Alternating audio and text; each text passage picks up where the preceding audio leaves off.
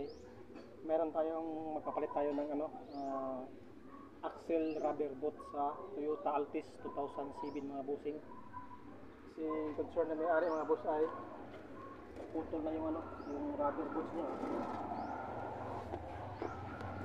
Kaya pagkalan mga boss, pag napabayaan to ay magkaroon to ng buhangin sa loob at masisira tong mga ball joint niya, katulad nito mga boss.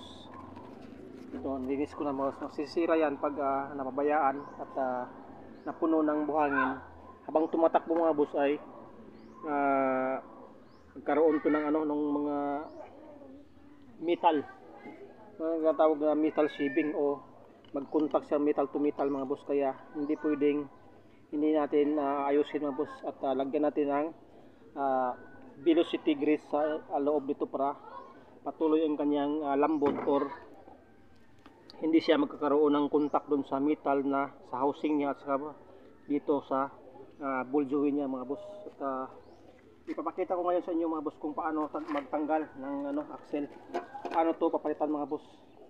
At hindi natin to matatanggal tong rubber boots pag hindi natin to tatanggalin tong sa inner kasi ito mga boss. Ito yung sa outer, ito yung lumiliko, mga ganyan. Kaya kalimitan mga bossing ay ito yung masisira. Bihira lang to mga boss kasi hindi naman to gumagalaw. Doon to banda sa transmission, ito banda sa ligid o sa gulong ng mga ating mga sasakyan mga boss. At bago natin ito matanggal tong rubber boots ay tanggalin muna natin tong inner. Yan mga boss, ang ating gagawin mga bossing ay tatanggalin natin tong lock kasi ito mga bossing. Kaya kailangan natin tanggalin to. Yan.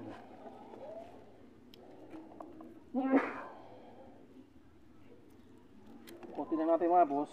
Yan, tanggalan natin. Isang tali lang ng binagay ng gumawa ng dati. Ngayon mga boss ay pwede na natin tong tanggalin tong rubber nya. Yan. Pag matanggal tong rubber mga boss ay automatic tatanggal na tong housing, or ito yung nakakabit sa bandang gulong, sa transmission, sorry. Ito. Tapos mga bossing ay mayroon to siyang nalagay dito mga boss, ay kailangan din tanggalin tong ring lock ito sa loob para matanggalan din tong bearing, stick bearing, para may labas natin tong bolts pa bago tong doon. Simulan natin mga boss. Gamit lang tayo ng ito mga boss, snap ring.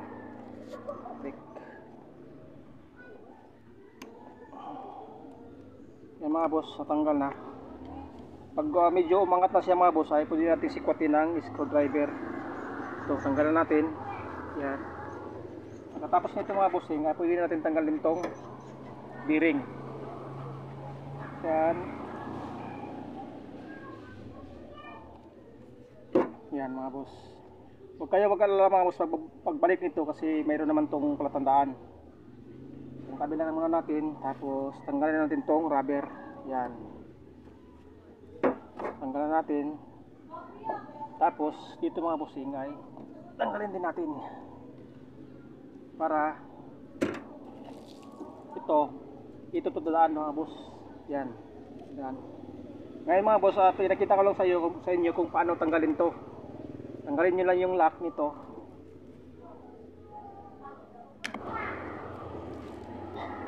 Mga boss, luluwag na to. Ngayon nyo na ng clutch ko to. Sikwatin nyo lang.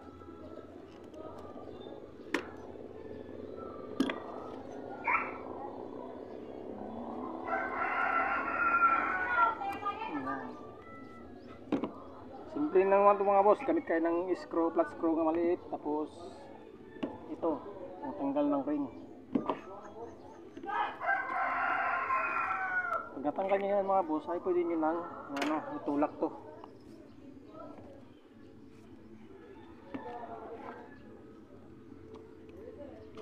Yan mga boss.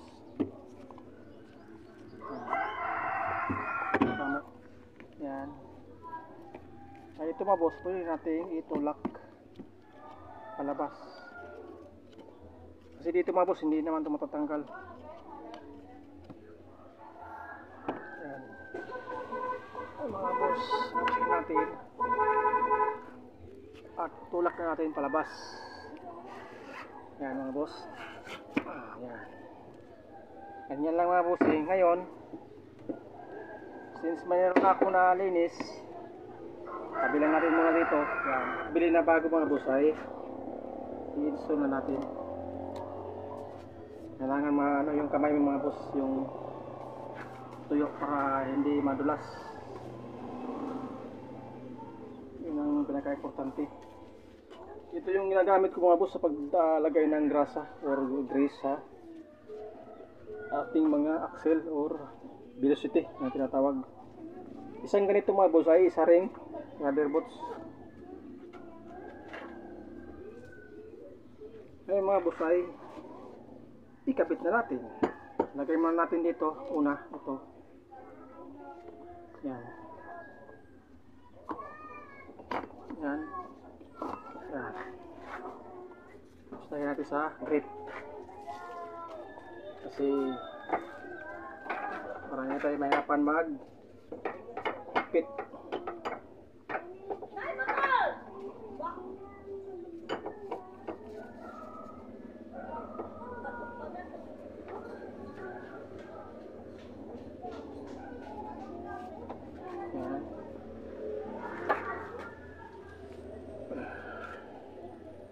Malinis na ito mga bossing at lagay natin itong dito naman yung kanyang mga lock.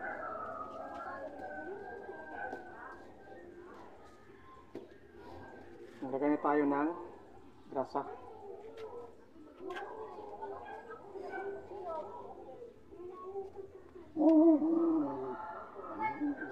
Ito talaga ang grasa na pang velocity mga boss.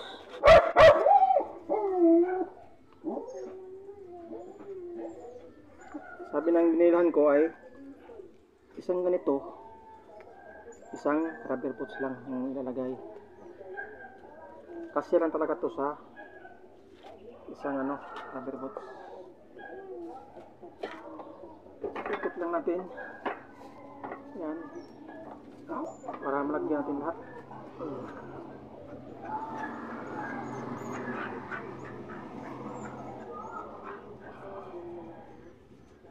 Pwede naman natin yan gawin mga boss para papasok siya doon sa loob.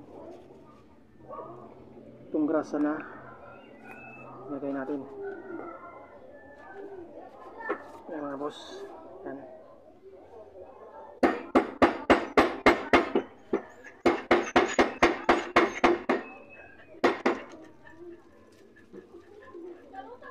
Yan mga boss, napakalambot.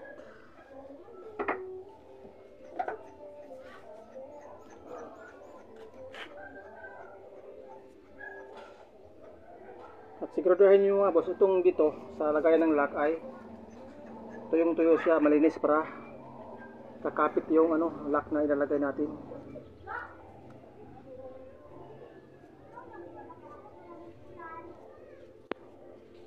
Kailangan mailagay natin ito lahat para matagal din itong maubusan ng grasa or langis.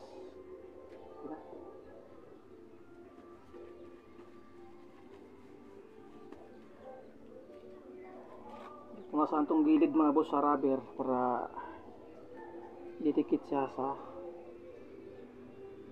paglagay natin ng lock. Yan. Lagay na natin to.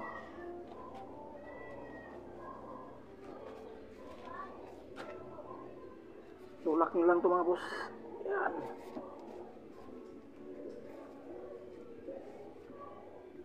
Yan. Meron kasi yung mga boss parang spline or kanal. Kailangan nyo isit doon para dito mga boss. Diyan nyo isisintro yung ng rubber natin. Yan. Para hindi siya gagalaw. Tapos pwede natin lagyan ng lock to. Ayan.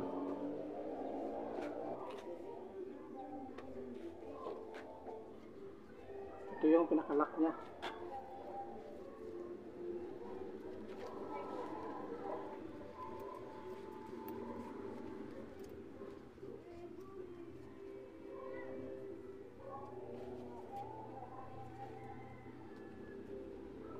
Maganda kasi ito mga boss, kasi ang dito nga importante ito mga boss, kailangan maganda yung lock dito, kasi ito yung gumagalaw. Hindi pa rin yung malapit dun sa transmission ay medyo puro ganun pa rin, ayusin pa rin.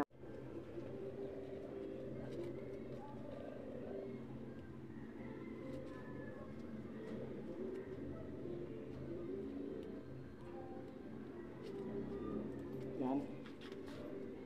Gamit lang tayo ng plier mga boss.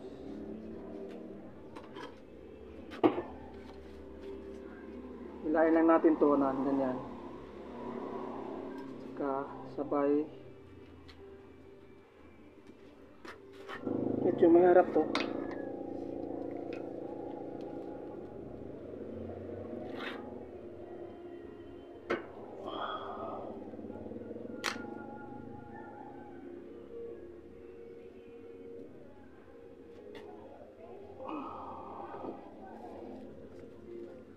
Temporary lang muna mga boss, tapos i-arrange natin dito kasi maya hindi nakakasama dito sa yung lock nya. Kailangan natin ipasok dyan. Yan o.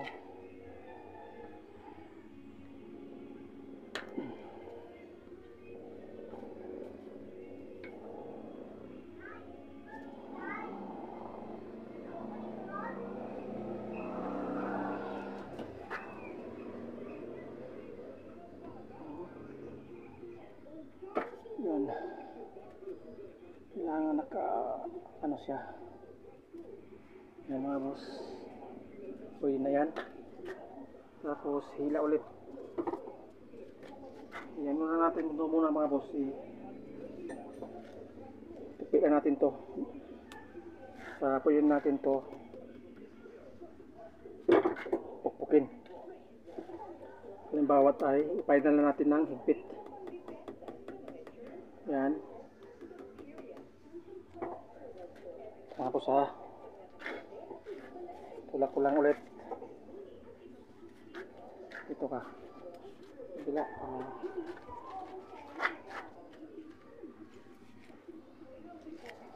Final na ito mga bossing.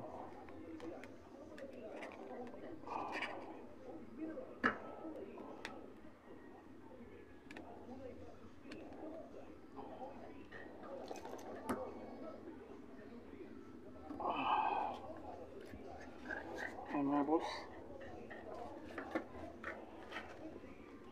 higpit na. Ngayon nagawin natin ay martilyo.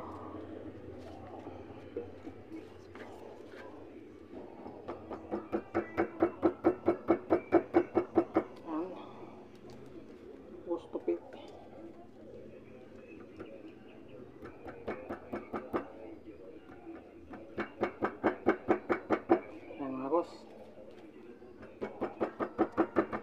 Yan ang pinaka-lock na. Pag gagawin natin mga boss, talagang kapit siya. Kasi minsan mga boss, yung cable tie ilalagay sa iba, hindi siya masyadong nakakapit dito. Hindi siya nakalock ng masyado, kasi pag talagang hinila mo yung cable tie ay mapuputol yung lock. Kaya mas maganda pa rin tong original mga boss, kasi kapit na kapit to siya. Kahit anong gagawin mo dyan, talagang kumakapit. Lagay natin yung maliit, mayroong mga maliit mga busing. So, tapos tulak natin konti.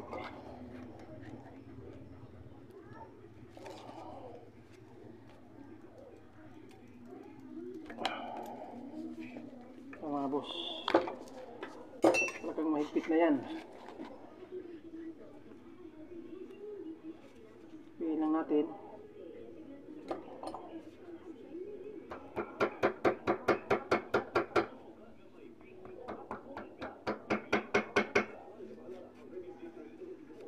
matatanggal mga boss kahit anong gagawin nyo dyan. At least hindi malalagyan yung langis na kinabit natin.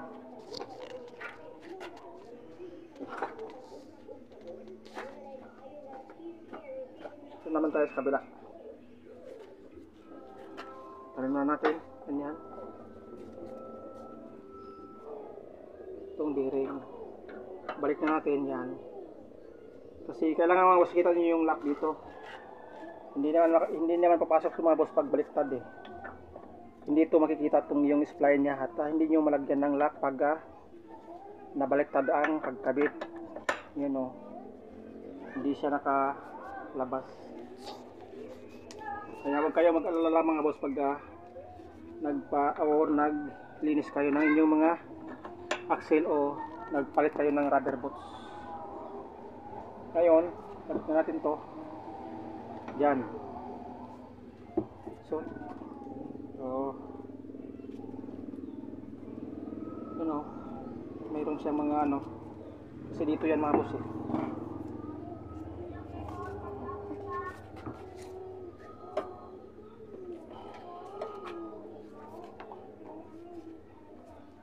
Tulak nyo lang, punta dun.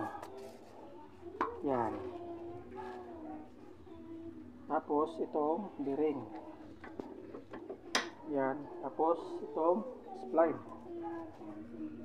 Yan mga boss.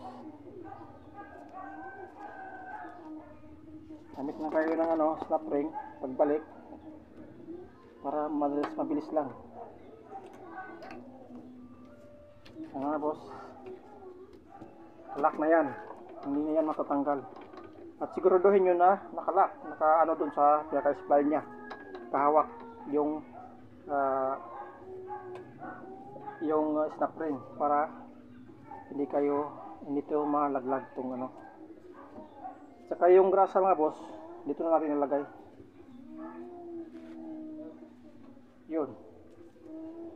Ang ilang muna dyan.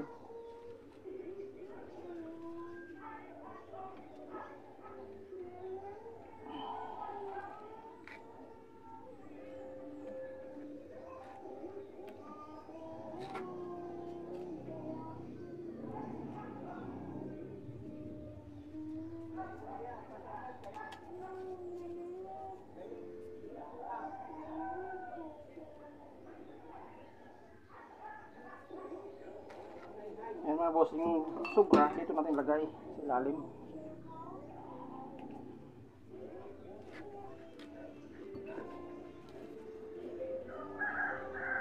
Kailangan maubos.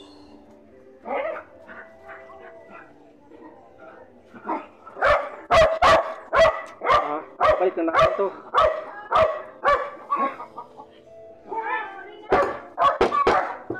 Tapos na tayo ng kamay.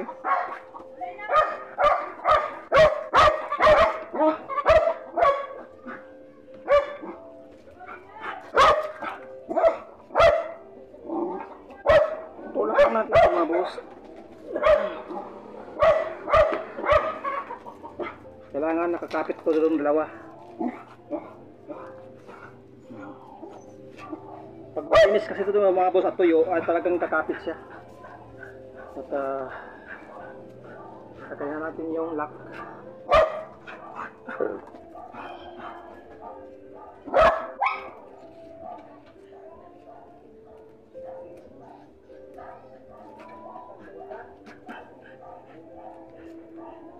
Yan. Ayan ang screw. Tire. Tapos hila. Hanggang gamitan nyo ng mahigpit na mahigpit.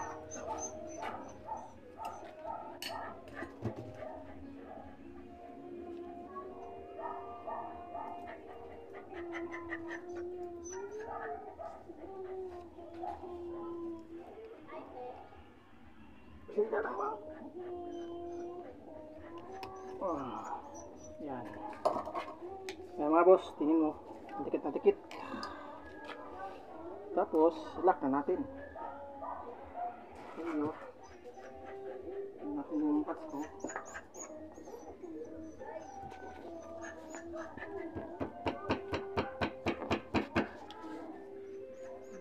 lock niya ito.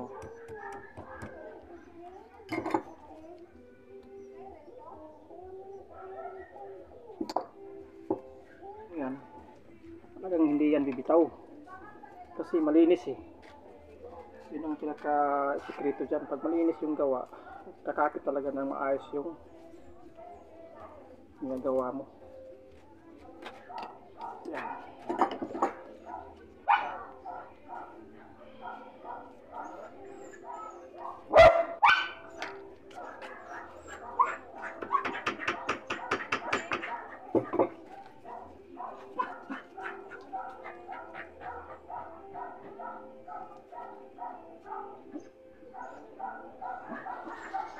Kailangan din maayos yung gawa natin at saka malinis para okay tingnan.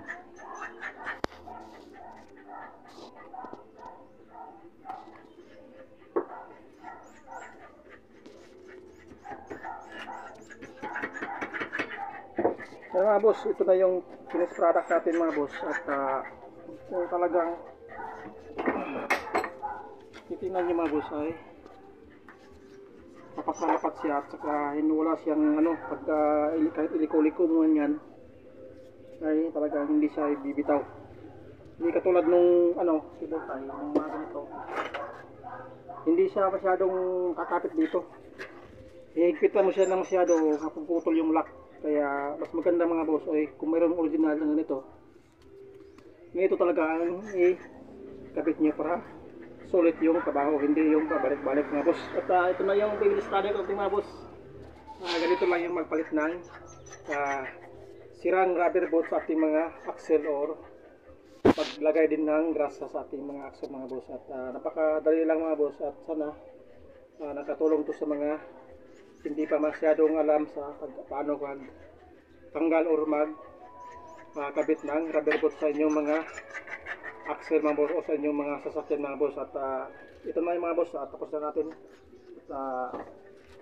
Thank you sa mga panonood mga boss, at good luck sa ating lahat, at patuloy pa tayo magsishare ng kaalaman mga boss tungkol sa problema o solusyonan yung mga sasakyan mga boss. At good luck sa mga lahat, at don't be a part still.